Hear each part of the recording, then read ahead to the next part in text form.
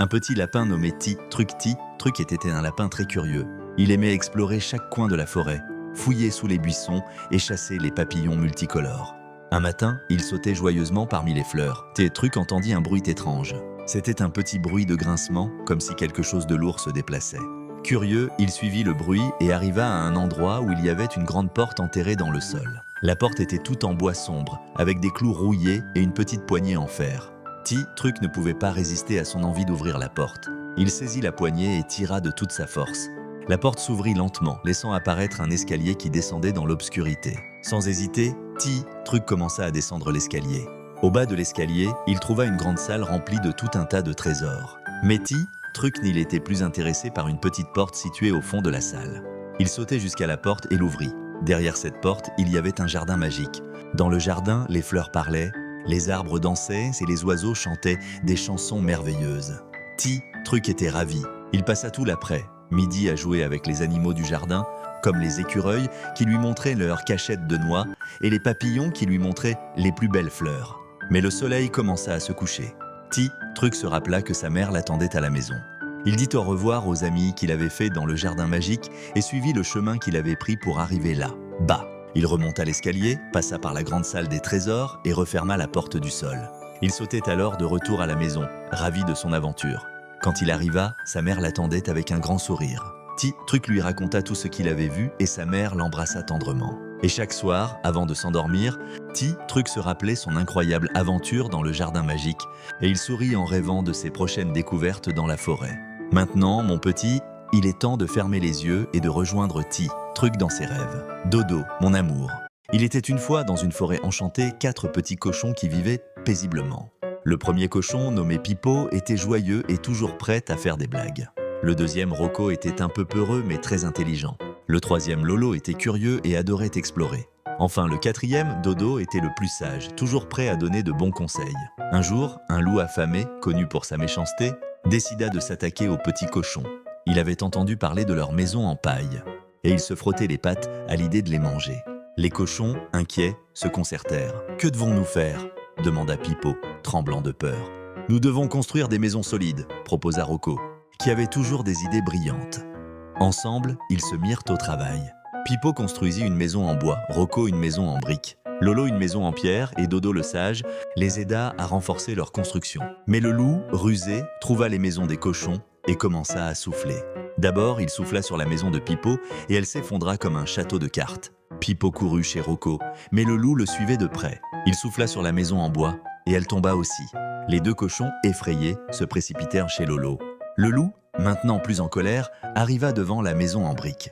Il souffla de toutes ses forces, mais la maison resta debout. Furieux, il tenta de grimper par la cheminée. C'est alors qu'une sorcière bienveillante, qui observait tout cela de loin, décida d'intervenir.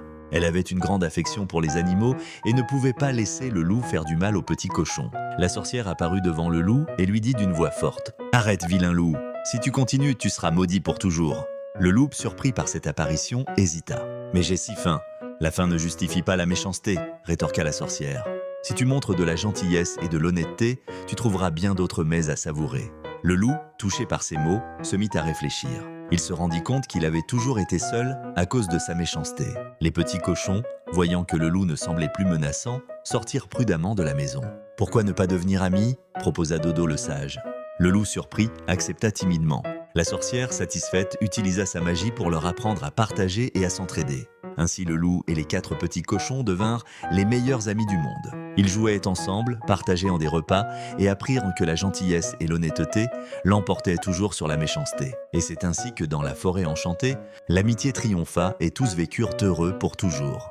Un portail lumineux s'ouvre sur un paysage magnifique, rempli de lumière douce, de jardins luxuriants et de cascades scintillantes.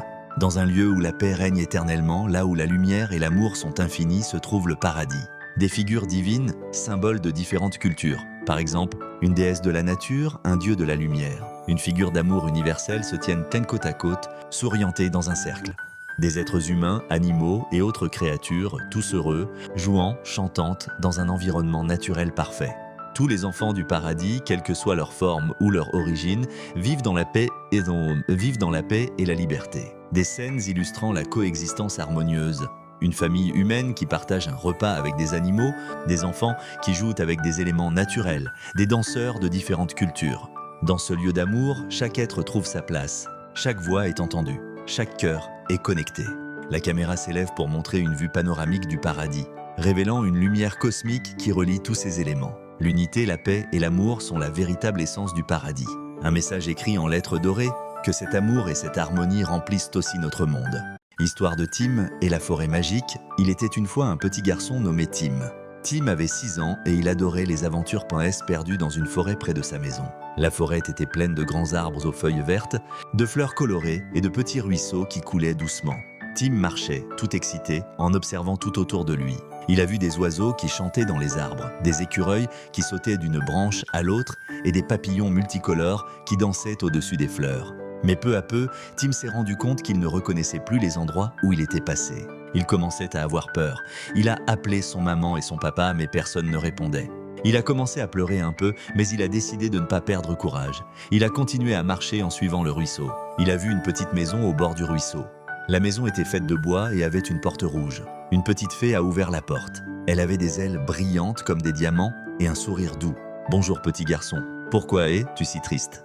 a demandé la fée. Tim a expliqué à la fée qu'il était perdu. « Mais veux-tu vivre une petite aventure avec moi ?» Tim a oublié sa peur et a accepté avec enthousiasme. A emmené dans un coin de la forêt où il y avait un champ de champignons géants. Ils ont sauté sur les champignons comme s'ils ont joué à cache avec les elfes qui vivaient dans les arbres. Maintenant, heure de te ramener chez toi.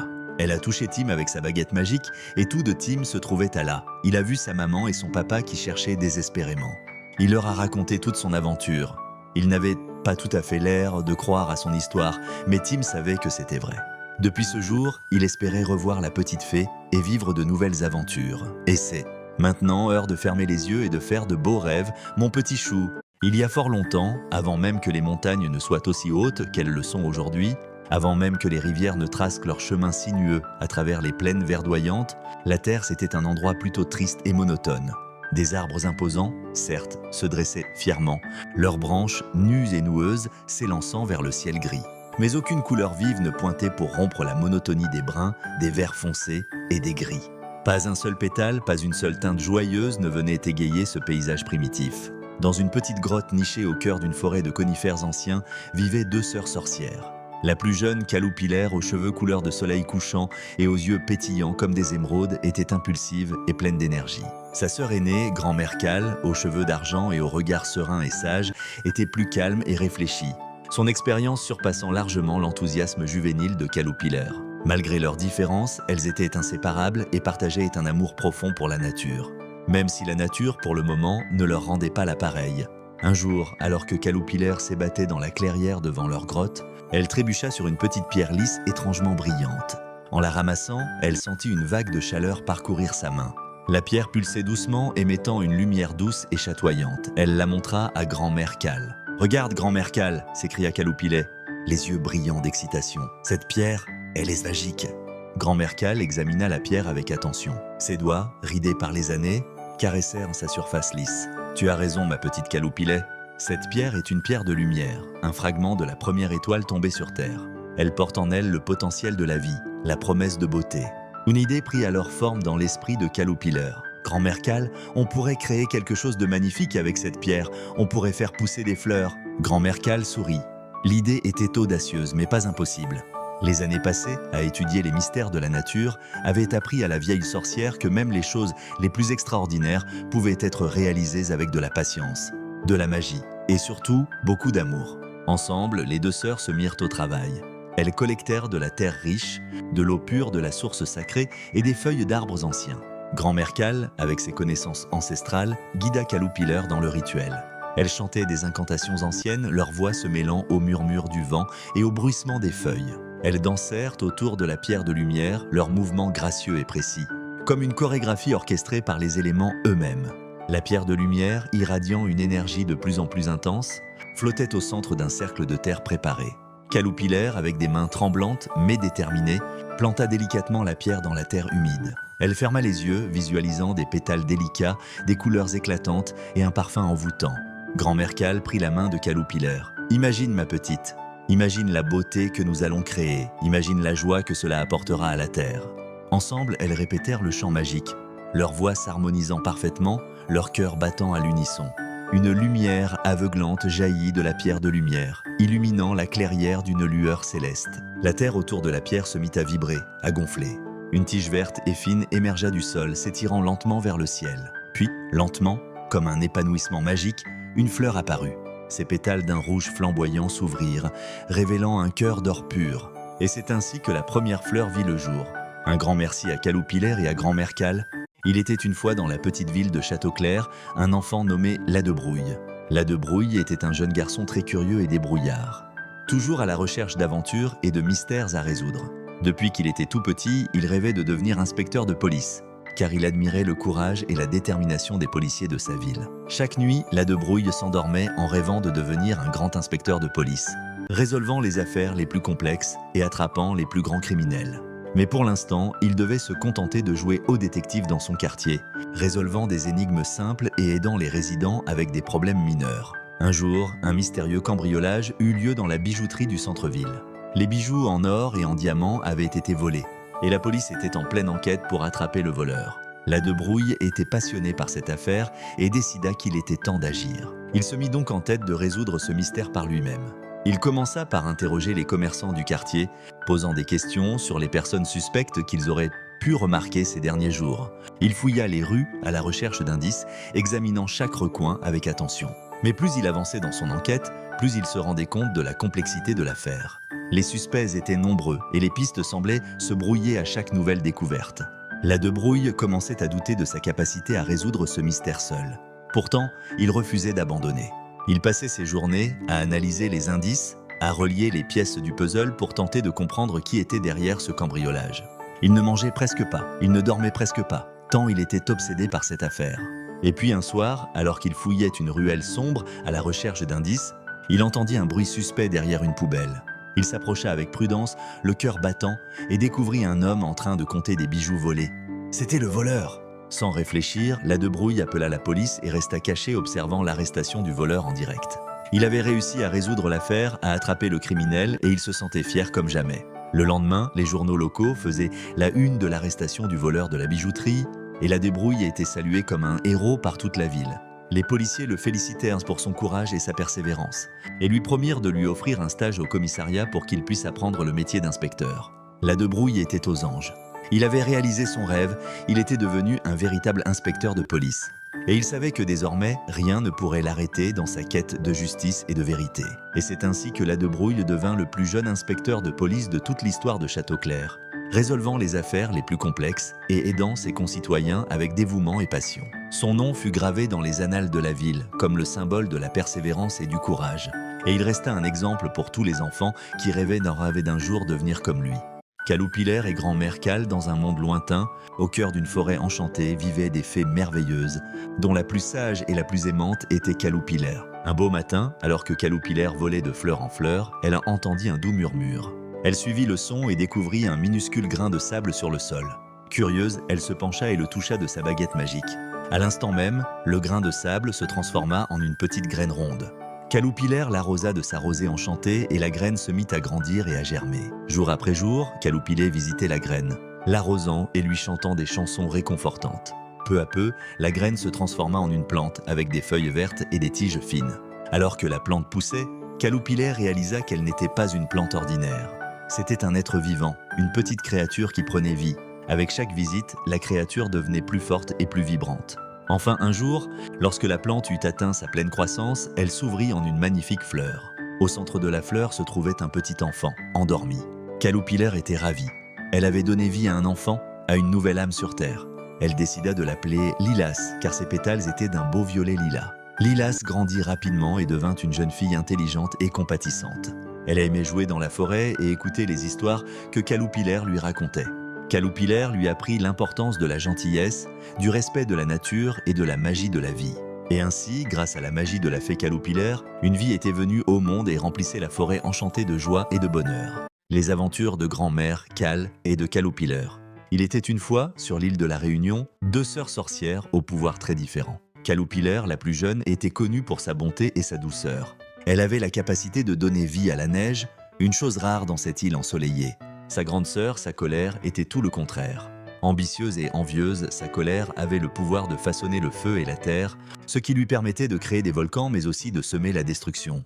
Un jour, alors que les habitants de l'île souffraient de la chaleur accablante, Caterpillar décida d'utiliser ses pouvoirs pour les aider. Elle s'assit au sommet du piton des neiges et, les bras levés vers le ciel, elle murmura des incantations douces. Peu à peu, des flocons de neige commencèrent à tomber. D'abord timidement, puis avec une intensité grandissante. Les gens émerveillés levèrent les yeux vers le ciel en admirant ce spectacle inouï. La neige recouvrit les montagnes et un sentiment de paix et de joie régna sur l'île. Cependant, sa colère, jalouse de la renommée de sa sœur, ne pouvait supporter que Caterpillar attire l'attention. « Pourquoi devrais-je rester dans l'ombre ?» se dit-elle. Elle décida alors de contrecarrer les plans de sa sœur.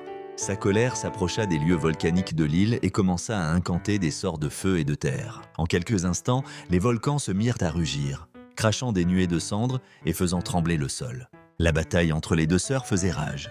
Caterpillar, armé de sa bonté, tentait de calmer les volcans en leur offrant l'amour et la paix, tandis que sa colère, par la colère et l'envie, exacerbait les éruptions. Mais la bonté de Caterpillar avait une force que la haine de sa colère ne pouvait contrecarrer. Les neiges miraculeuses qu'elle avait invoquées se mélangeaient aux laves fusantes, créant un spectacle d'une beauté incroyable. Les habitants de l'île, impressionnés par ce duel entre les sœurs, décidèrent de se rassembler. S'unissant, ils prièrent pour que l'harmonie revienne dans leur vie. En entendant leurs appels, Caterpillar sut qu'elle devait montrer à sa sœur que l'amour et l'harmonie étaient plus puissants que la colère. Approchant sa colère, elle lui tendit la main, lui disant « Nous avons chacune des pouvoirs. Mais que valent-ils si nous ne sommes pas unis ?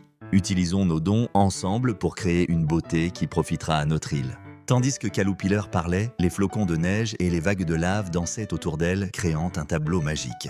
Sa colère, touchée par la bonté de sa sœur, comprit alors qu'elle ne gagnerait rien à détruire. Elle emprunta l'énergie de la lave et de ses volcans pour créer de magnifiques paysages. Et ainsi ensemble, elles donnèrent naissance à l'île de la Réunion que l'on connaît aujourd'hui, un paradis de montagnes enneigées, de volcans majestueux et de plages où la joie et la paix régnaient en maître. Leur histoire devint une légende transmise de génération en génération, rappelant à tous que la bonté et l'unité peuvent surmonter la jalousie et la colère. Ainsi Caterpillar et sa colère, bien que différentes, trouvèrent un équilibre et vécurent en harmonie, protégeant leur belle île grâce à leurs dons complémentaires. Un petit garçon nommé Léo. Léo adorait explorer la nature et rêvait de vivre de grandes aventures, entrer dans la forêt enchantée. Un soir, Léo aperçut une lueur scintillante derrière les arboles. Être brave et de découvrir ce qui se cachait dans la forêt. Ajusta son chapeau, avança vers l'entrée. À l'intérieur de la forêt, tout était plus beau et plus coloré que dans ses rêves. Les arbres avaient des feuilles dorées et des fleurs aux couleurs éclatantes poussaient partout. Léo entendit un doux murmure, était une petite fée aux ailes translucides qui dansait dans les airs, appelée Lyra. « Bonjour, que fais-tu ici dans la forêt enchantée ? Et je suis venue explorer ?» Les yeux brillants de... Elle emmena Léo à travers la forêt, un ruisseau aux eaux cristallines, une clairière où les animaux dansaient et un arbre géant dont les branches étaient couvertes de lucioles qui brillaient comme des étoiles. Tout à coup était un petit écureuil. « Aidez-moi, il vous plaît !» Léo ne perdit pas une seconde pour l'aide de Lyra, tandis que Lyra utilisait sa magie pour le défaire. Le petit écureuil était libre. « Vous êtes des amis formidables. » L'écureuil les conduisit à un grand arbre centenaire, expliqua-t-il. « Vous pouvez faire un vœu maintenant. » Les branches de lait et une douce lumière enveloppa Léo et Lyra. Léo, chaque enfant qui entre dans cette forêt vivra des aventures incroyables. Léo sut que « Merci pour cette nuit incroyable. Je reviendrai ?» Léo se retourna une dernière fois et vit la lumière magique danser entre les arbres. À partir de ce jour, Léo savait que prête à être découverte.